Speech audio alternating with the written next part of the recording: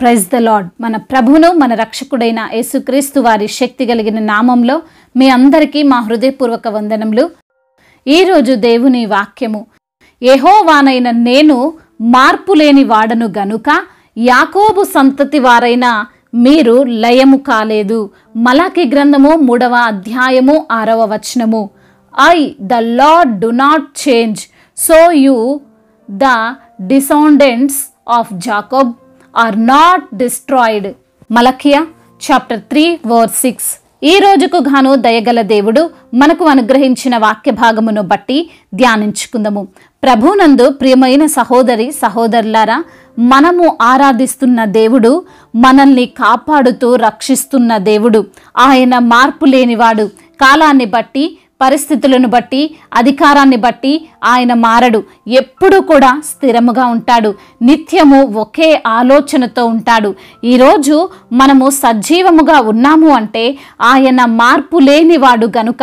ఈ రోజున మనము మన యొక్క పనుల్లో ముందుకు వెళ్తున్నాము అంటే దానికి కారణము ఆయన మార్పు లేని వాడు గనుకనే. ఆయనే మారే దేవుడైతే ఆయన కూడా మన వలె ఆలోచన చేస్తే మనము జీవించగలమా చెప్పండి?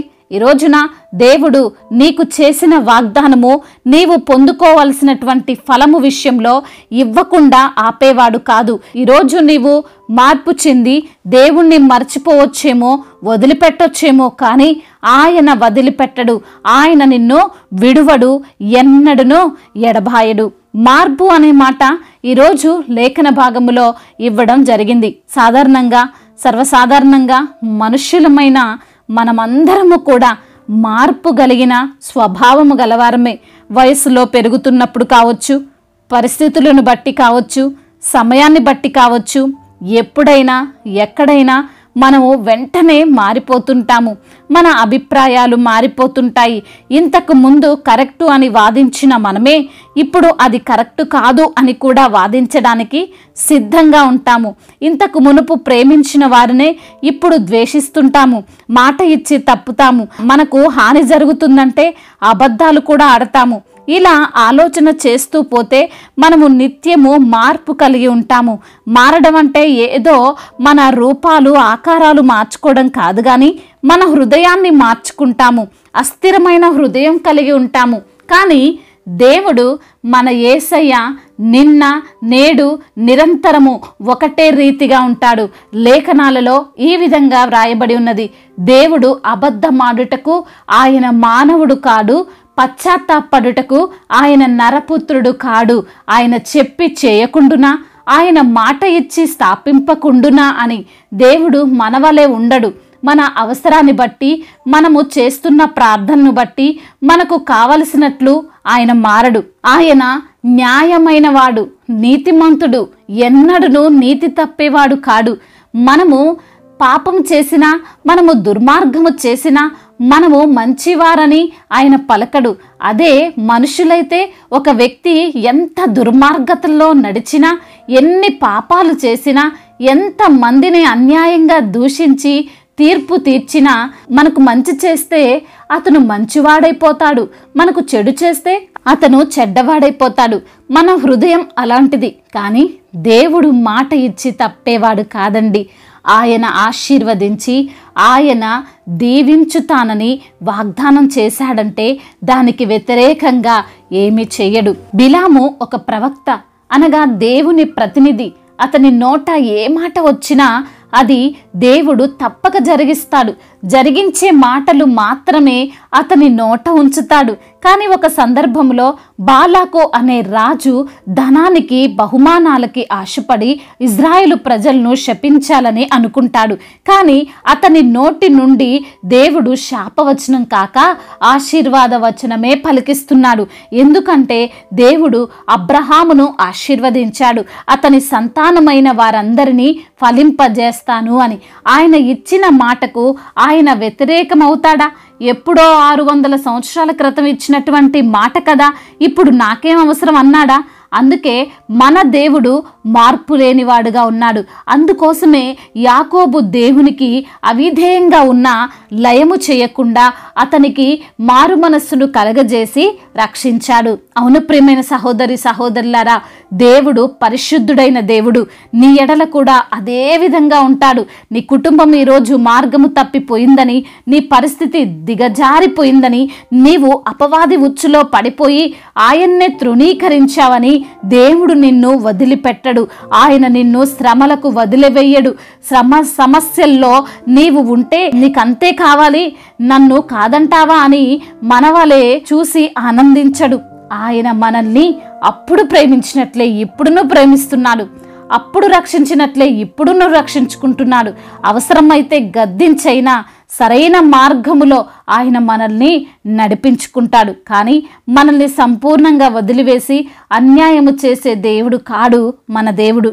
కాబట్టి మార్పు లేని దేవుని వైపు తిరిగి ఆయన్ని వేడుకుందాం. ఆయనే మన రక్షకుడు. దేవుడి మాటలను దీవించి మన హృదయములో ఫలింప చెయ్యునుగాక. వాక్య భాగమును బట్టి ప్రార్థించుకుందాము. ప్రతి ఒక్కరు కూడా ప్రార్థనలో ఏకీభవించగలరు. ప్రార్థన. సర్వశక్తిమంతుడైన దేవ, సకల ఆశీర్వాదములకు కారణభూతుడా, ప్రేమగల తండ్రి, కృపగలిగిన దేవ, మీ యొక్క ఘనమైన నామమును బట్టి మీకు కోట్లాది కోట్ల స్తుతులు స్తోత్రములు చెల్లిస్తున్నాము తండ్రి. మార్పు లేని దేవుడవు ప్రభా, మీకు వందనాలు. అవును తండ్రి, మాట ఇచ్చి తప్పే దేవుడవు కాదు తండ్రి. మీ యొక్క బిడ్డలను ప్రభా నిశ్చయముగా ఆశీర్వదించే దేవుడవని, అయా మమ్మల్ని కాపాడగల రక్షించగల దేవుడవు నీవే అని వాక్యము ద్వారా తండ్రి మీరు మాతో మాట్లాడి మమ్మల్ని తండ్రి బలపరిచి ధైర్యపరిచిన మీ యొక్క అమూల్యమైన మాటలను బట్టి మీకు స్తోత్రాలు చెల్లిస్తున్నాం తండ్రి. ఎందరైతే బిడ్డలు ప్రభా ఏ సమస్యలతో ఇరుకులతో ఇబ్బందులతో ఉన్నారో ఆ సమస్యలన్నిటి నుంచి విడుదల దయచేయండి. అనారోగ్య సమస్యలను తీసివేయండి.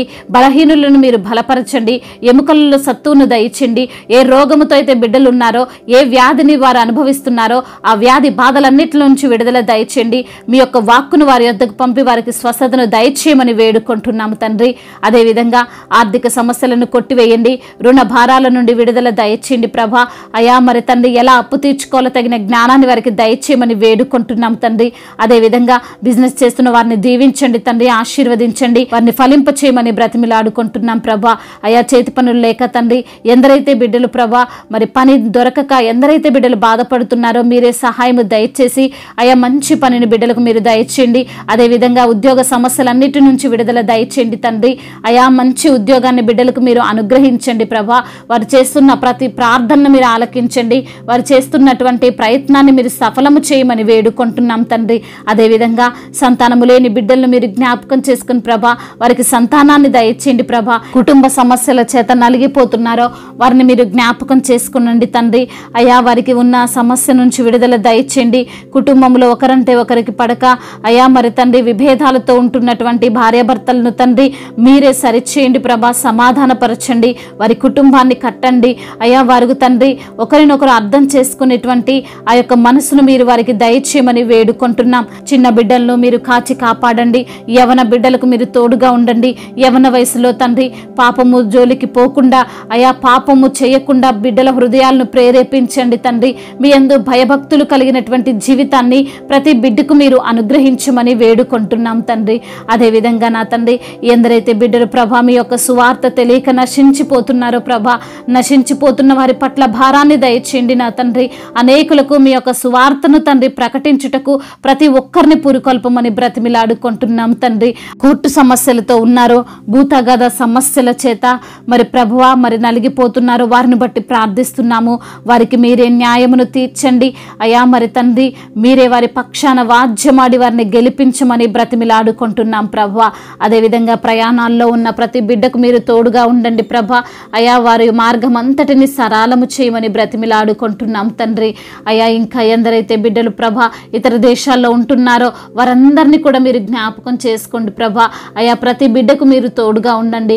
ఒంటరిగా ఉంటుండగా వారిని ధైర్యపరిచి బలపరచమని వేడుకుంటున్నాం. సువార్థికులను దీవించండి, మిషనరీస్ని ఆశీర్వదించండి ప్రభా. సంఘ కాపరులను దీవించండి, వారి పరిచర్యను అంతటిని తండ్రి వృద్ధి పొందించండి ప్రభా. ఎందరైతే బిడ్డలు వారికి కలిగిన అవమానాలను బట్టి కృంగిపోతున్నారో అవమానాలన్నిటినీ ఆశీర్వాదకరముగా మార్చండి. దుఃఖ దినములను సమాప్తం చేసి దుఃఖముకు ప్రతిగా సంతోషమును ప్రతి బిడ్డకు మీరు అనుగ్రహించమని వేడు వేడుకుంటున్నాము తండ్రి. మా భారతదేశమును, తెలుగు రాష్ట్రాలను దీవించండి, ఆశీర్వదించండి ప్రభా. మా భారతదేశమునకు తండ్రి మీరు తోడుగా ఉండండి. అదేవిధంగా తండ్రి ఇతర దేశాలను, ఇతర రాష్ట్రాలను కూడా తండ్రి జ్ఞాపకం చేసుకుని ప్రభా ప్రతి ఒక్కరికి తోడుగా ఉండి నడిపించమని తండ్రి ఇంతవరకు చేసిన ప్రార్థన అంతటిని మీ పాద సన్నిధిన చేర్చుకోమని మా నాథుడు, సర్వశక్తిమంతుడు, సర్వాధికారి అయిన యేసుక్రీస్తు వారి జీవము కలిగిన నామములో ఈ ప్రార్థనను అడిగి వేడుకొని పొందుకొని ఉన్నాము మా ప్రియ పరలోకపు తండ్రి. ఆమెన్.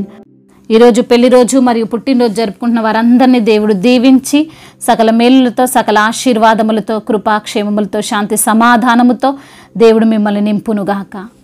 మీ యొక్క ప్రార్థన అవసరతలను మాకు తెలియజేయగలరు. మీ కొరకు మేము తప్పక ప్రార్థిస్తాము. మొదటిసారిగా మన యొక్క ఆదరణ వాక్యం చూస్తున్నట్లయితే తప్పకుండా సబ్స్క్రైబ్ చేసుకోగలరు. ఈ వాక్యం మీకు ఆశీర్వాదకరముగా ఉండినట్లయితే అనేకులకు కూడా ఈ వాక్యాన్ని పంపి మీరు కూడా దేవుని యొక్క రాజ్య సువార్తలో పాలిభాగస్తులు కావాలని దేవుని పేరిట మనవి చేసుకుంటున్నాను. May God bless you all. దేవుడు మిమ్మల్ని దీవించి బలపరిచి స్థిరపరచునుగాక.